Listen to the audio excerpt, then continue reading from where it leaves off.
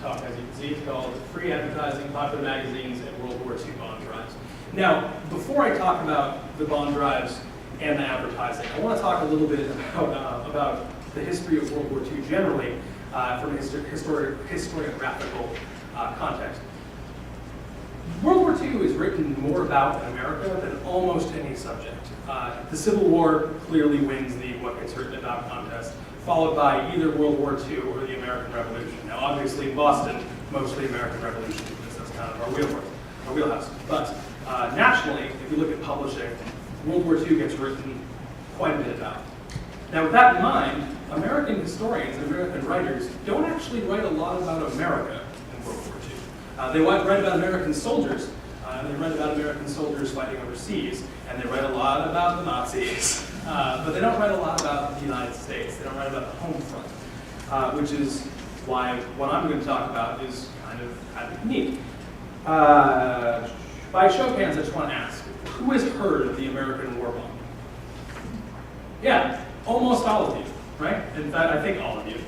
And if you went into a room that wasn't full of people that had signed up for a weekend conference about history on the first nice day of the year, you would probably still get a relatively similar response of most hands going up, because the war bond program was wildly successful, and it's well known mostly because of its posters and its ads. With that in mind, how many books have been written about the war bond program in the past 20 years? Any guesses? 0. 1. Very close. My Price is Right rules, you win. It's 2 if you didn't go over. And here's those 2. Oh, fine. Come on. This is John Well, guys. There we go. Hey. These 2 books, and I bring them up because they inform what I'm going to talk about quite a bit. The first one is James Kimball's book, Mobilizing the Home Front, which was published in 2006. And the second one was Pledging Allegiance by Laura Samuel. And that book was published in 1997, so a big gap between the 2 of them. And the Samuel book was actually published immediately following a Smithsonian exhibit about the war bond program, and that's why he wrote the book. It's what he came up with when he was working on the program. There was also a book about advertising, World War II advertising, that came out recently called All Out for Victory by John Bush Jones. Other than that, there's not much. There's a lot of coffee table books, there's a lot of hobby books, and there's a lot of collections of pictures with quick summaries of who did them or what year they came out or what government organization published them, but not a lot of in-depth analysis. The reason I bring the books that I just brought up specifically is because, as I said, they inform a lot of the work that I'm doing, and I'm kind of in conversation with the first 2 of them. The third one, All Out for Victory, I'm going to criticize a little bit. I want to give you a little bit of a summary, too, of what these books talk about before I start talking about my own work. Kimball's book is by far the most in-depth, and he characterizes the American war bond campaign in a really interesting way. He suggests that it's an opportunity for the United States government to teach the people of the United States who are at home at the home front that they're essentially soldiers as well. So they give military terms to the civilians at home. The first period that he talks about is the beginning of the war bond period before Pearl Harbor and immediately following Pearl Harbor. It's called the cohesion period. And the cohesion period immediately goes until about mid-1942. The Treasury is essentially trying to convince Americans in the home front that they are soldiers.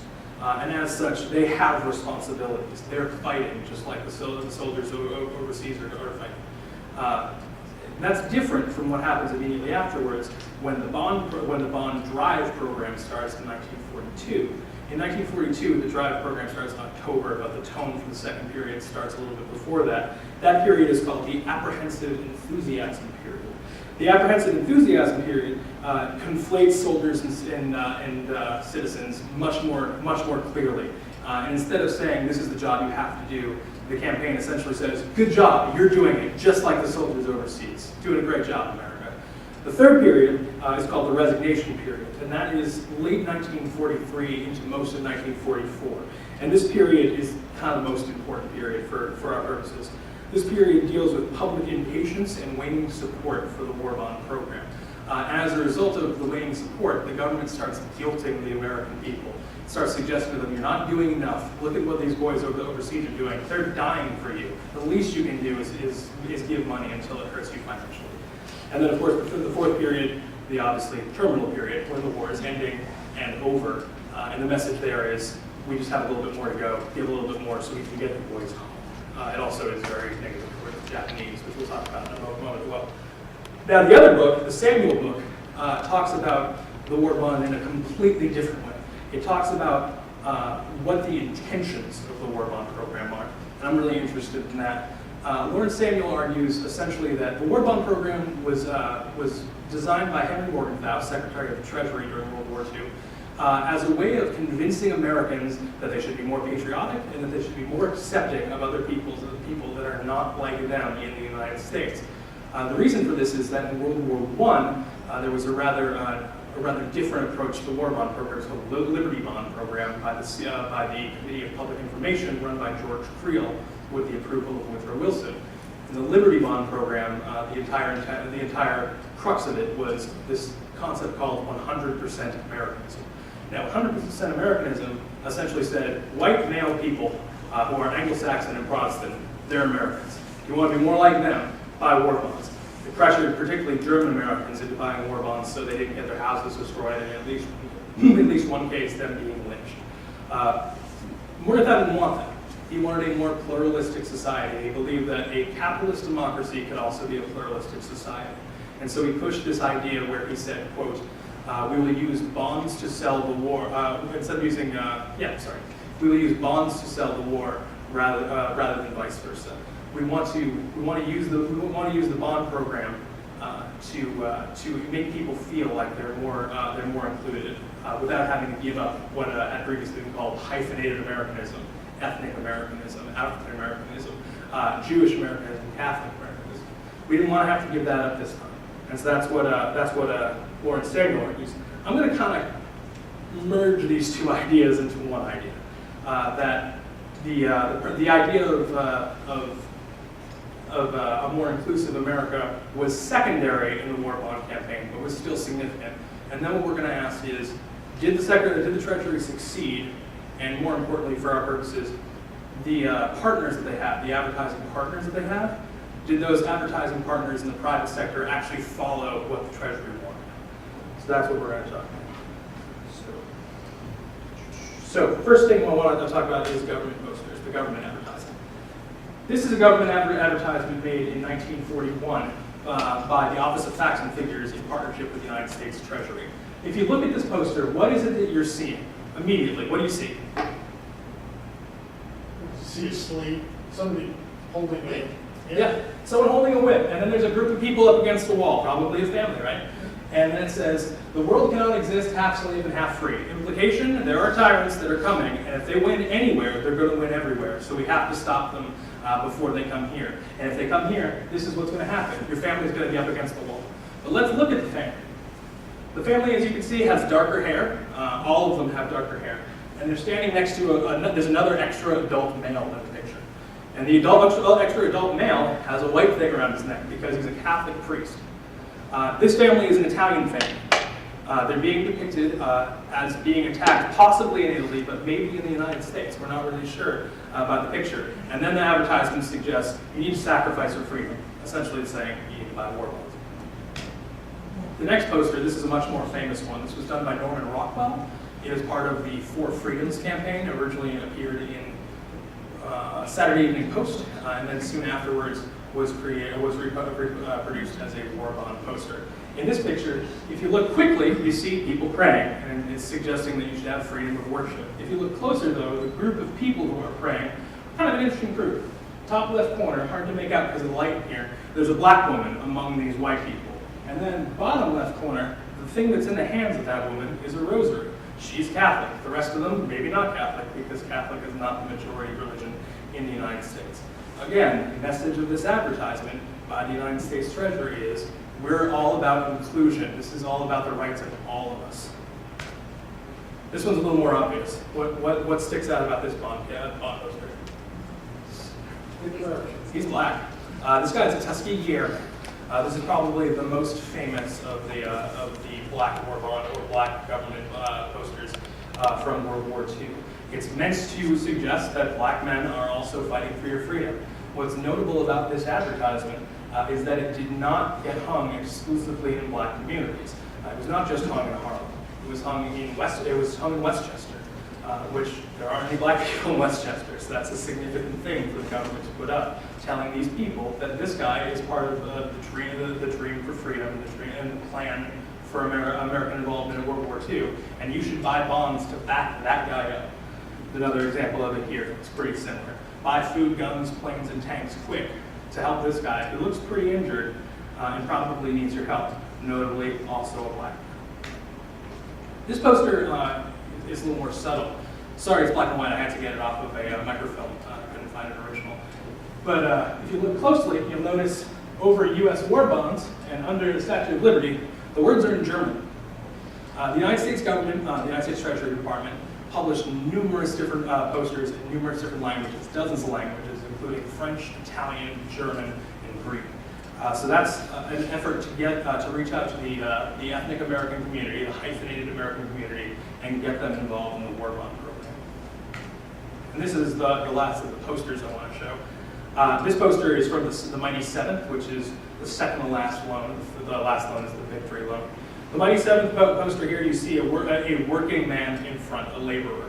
Behind him on his right, you see a woman, and behind him on his left, you see an African American. All the way in the back on the left, over there, got a white suit, really, really hard to make out. But if you look at him really, really closely with like a magnifying glass, you'll notice that he's wearing a white suit and he has his hair slicked back, made to look like kind of a caricature of an Italian American in the period. And he looks almost like a gangster, actually. He looks like the way gangsters are depicted, but he's also got war bonds in his hand. So again, there's inclusion. Even though he's all the way in the back, he's still part of the team.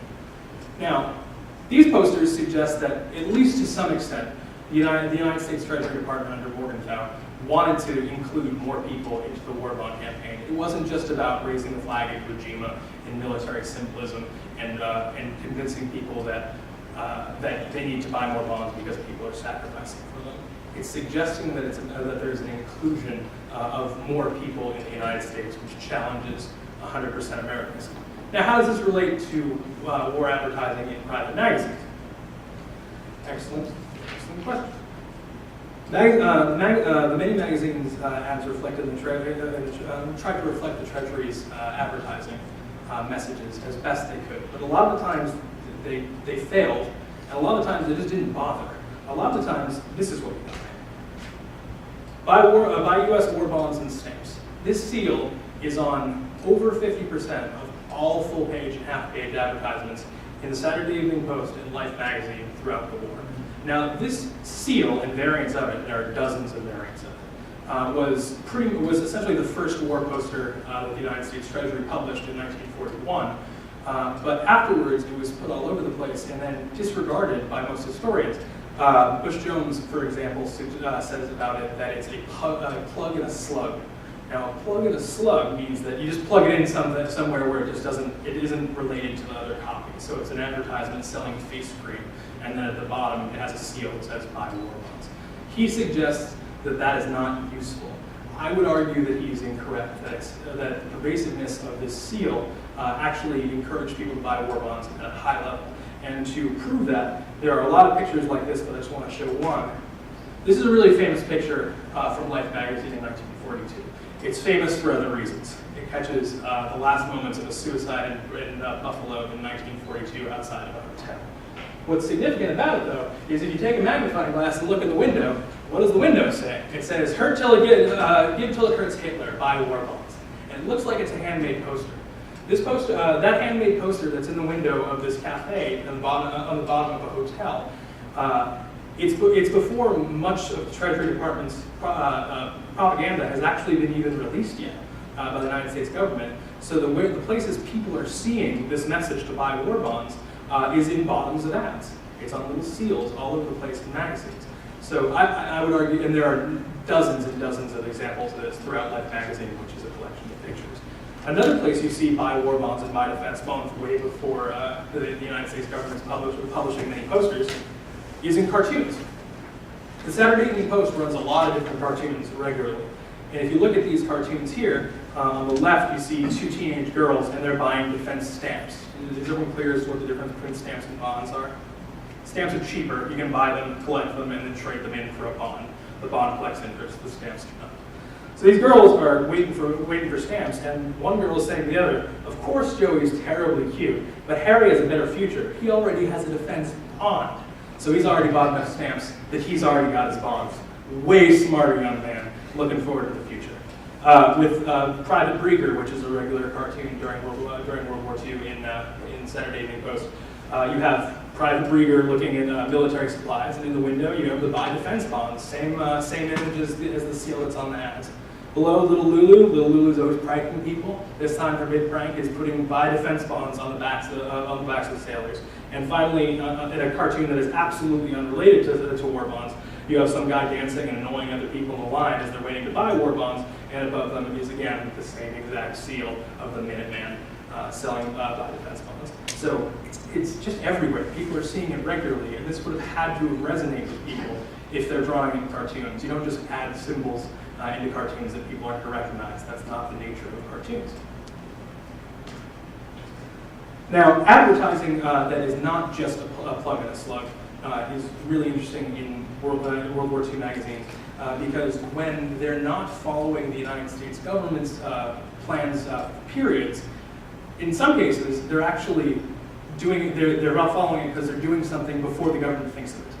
And these two examples show that a little bit. On the left, you have an advertisement by Stromberg Carlson, which makes radios. Oh, thank you. And this is a really great ad from March of 1943. Notably, this is at least 9 months before what we call the resignation period, where the United States government is actively guilting people into buying bonds. And the ad copy reads as follows. I can't see it. Oh, no, it's fine. Oh, you can't see it? I need the lights for the video. It's okay. It's ceiling zero, and the hills are wicked close to the field below. We circle around trying to spot a hole in the murk, and there are no holes. Then the radio operator in the ground calls out, "We can hear you over the field now. Get back west and try to come in." The ship settles rapidly. We wait in a little cabin, sweat streaming from our faces. Suddenly the throttle jams forward. 4 screaming props grab huge chunks in the air. And the ground operator yells frantically, pull up, you're about to crash." It's raining so hard, even the birds are walking, but men must fly. Now, that ad is essentially narrating the death of a soldier. And then it tells you to buy war bonds. Now, the neat thing about this ad, the one reason I like this one particularly and I used it, is because the advertisers do a trick in private ads that the government never really thought of. In the end of the ad, you find out the guy didn't die. It's actually an excerpt from a letter to a friend explaining how dangerous and scary it is being a soldier. And then the ad suggests, this guy is risking his life all the time, so you should buy war bonds to support him. Again, 6 months before the United States government is sending that same message to the public, but with a much more nuanced, happy ending. He doesn't die, he's okay.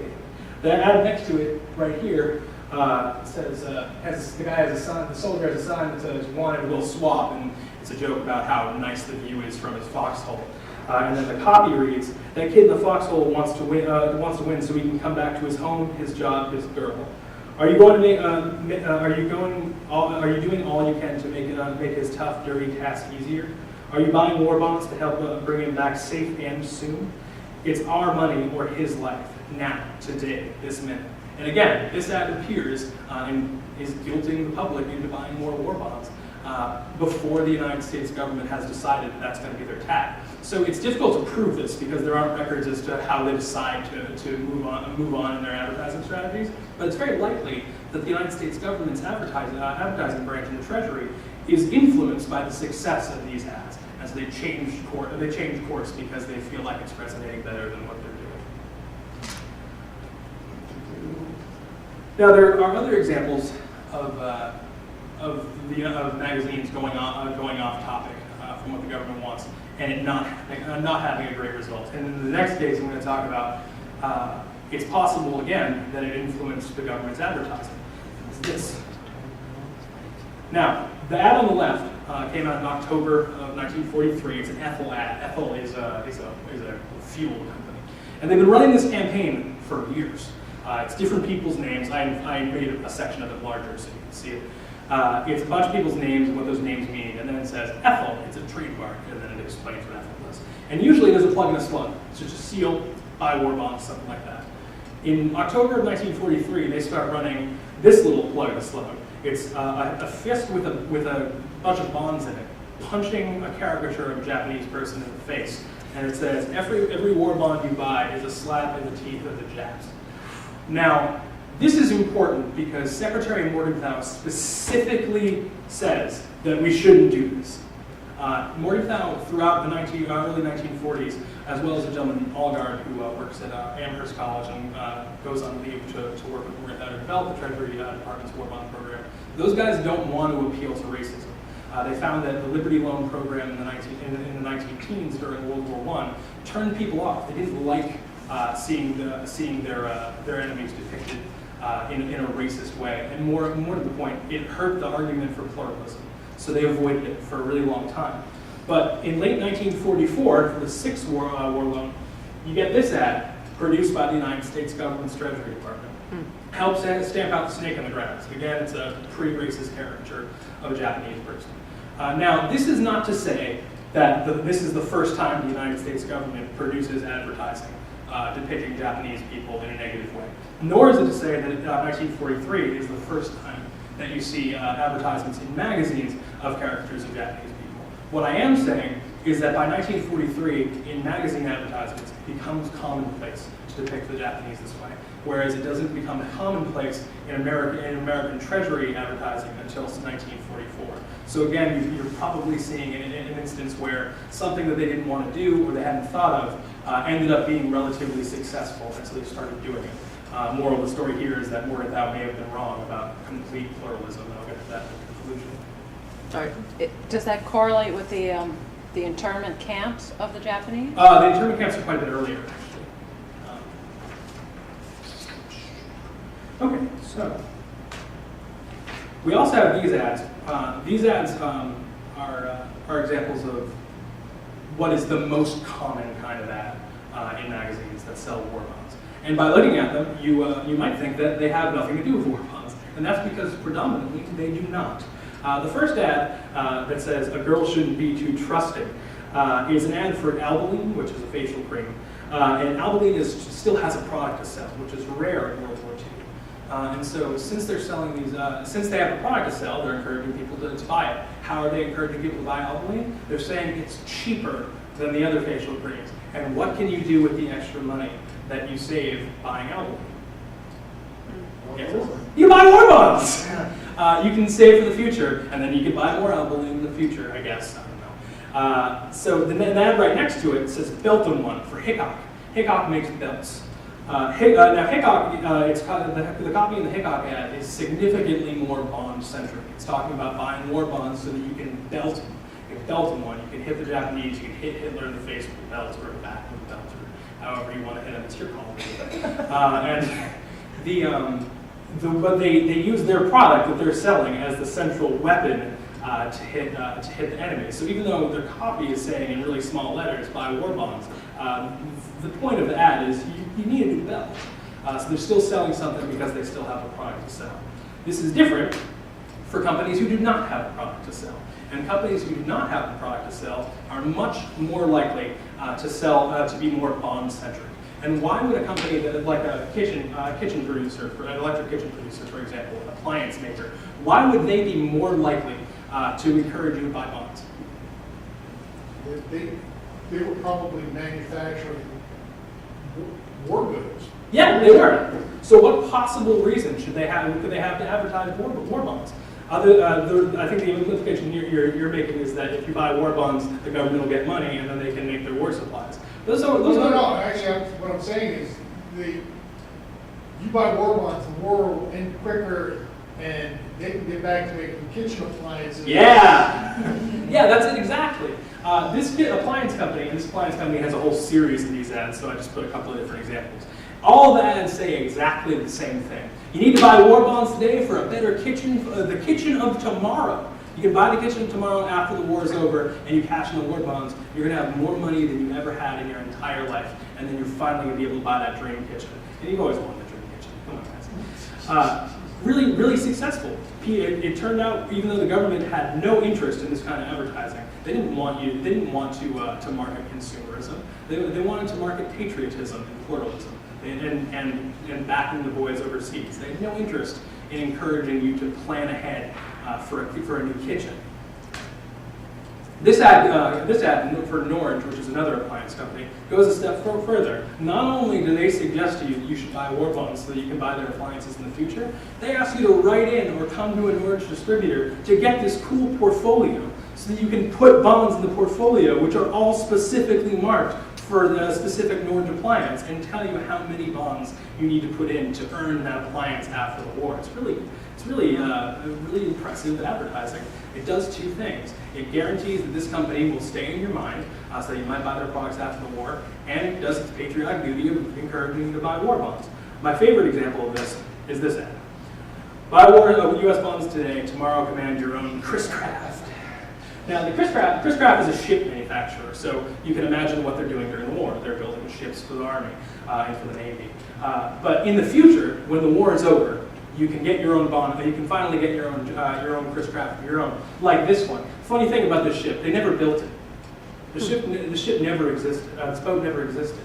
They just drew this futuristic concept boat and they put it in an ad. And this is pretty common. They just put it in an ad to convince you that the future after the war is going to be amazing, and you're going to be able to get this cool futuristic boat that apparently turns into an El Camino, I'm guessing. It's a really smart advertising plan, and it worked. People bought a lot of ads, and with the intention, polls showed in magazines that one of the top reasons people bought war bonds wasn't to support America, and it wasn't to make their neighbors have more rights. It was to buy things in the future. And this is one of the most selfless of the ads. This one on the left, it's a woman in a cage taking a turkey out of the oven, and it talks about how we're fighting the war so that we can protect things like Thanksgiving and Christmas and those traditions. And I also just incidentally put this ad, which is a Rockwell ad. It was painted 3 months later. I just can't help but notice that they look almost exactly the same.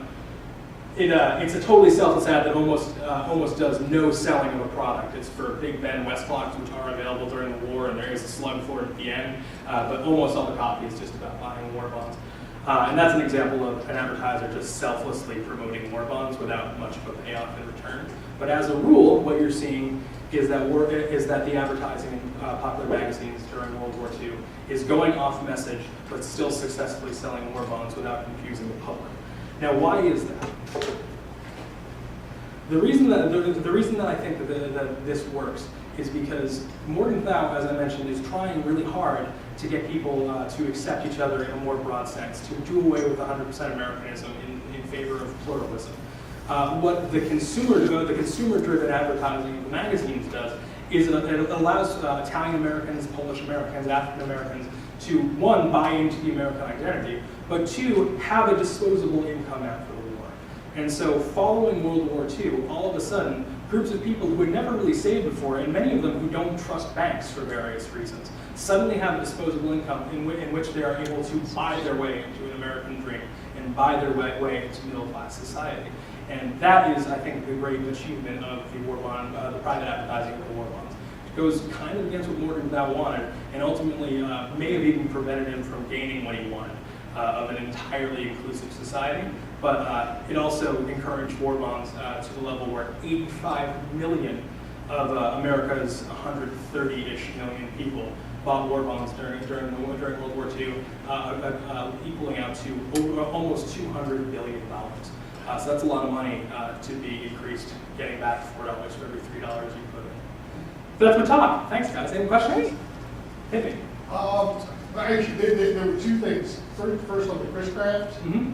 I don't know if you noticed down in the corner, they had the two e-pennants. Oh yeah, it's for manufacturing greatness. And I believe what Chris Craft was making during the war was they were making PT boats, and I think they were also making landing crafts. I'm not sure. I know they were making ET boats. Yeah, so, and, yeah, and the other thing I wanted to mention is, the movies in that era. You know, you also noticed at the beginning and end of, you know, the credits, there would also be a war bond, that my bond's at this, Yeah, and frequently with that seal, that same Yeah. buy bond seal that was so common on advertisements. It's true. Was there a particular point in time where you started to see companies with sort of the cross-marketing of the bonds and future products? Yeah. I mean, it was always happening. It was happening as soon as the drive started, which is 42, but really in 1943.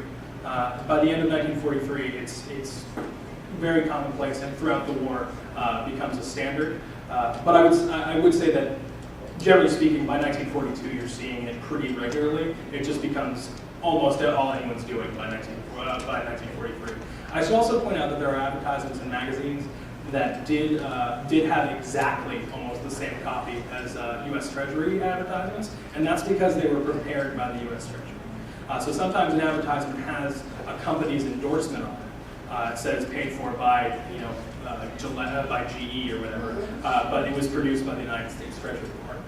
That's really common. So if you see something that looks exactly like the United States government's propaganda, it's because it is the United States government. it's one of the slides you showed, the Japanese slide. Yep. At the bottom, it said sponsor's name. Mhm, yeah. So you can plug You can plug it in, yeah. I think that's probably what the Treasury was showing to advertisers, saying, this could be you, pop your name right in there. Yes, that's exactly the example I was using.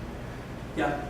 Morgenthau's position on the tone of the advertisements, is that at all based on his personal experience? Because he was... Yeah, he's Jewish. He doesn't talk in great length about it in his diaries or in any of the writing that I've seen about it. However, it's been speculated by most people who have written about it, starting I think with John Blum in the 60s, and John Blum wrote the Morgenthau diaries with Morgenthau. Blum certainly thinks that his being Jewish has a lot to do with his interest in a more inclusive society. Certainly, in World War I, a Jewish person would not have been a welcome member of the 100% Americans in the community. I do think it's notable though that the symbolism that they use when they're talking about religion, he avoids Judaism a lot. He talks a lot more about, he uses a lot, the Treasury uses a lot more Catholicism in their iconography. I think probably because more than any other group, the Italians before World War II are not really considered Americans. And there's a great book by Stephen Puleo called The Boss of Italians, where you can learn a lot about how not American they were considered before the war. Any questions? There's the word molasses, so molasses. Yep, he also wrote Dark Tide. That was really interesting. Sure was. All right, well, hey, thanks, folks.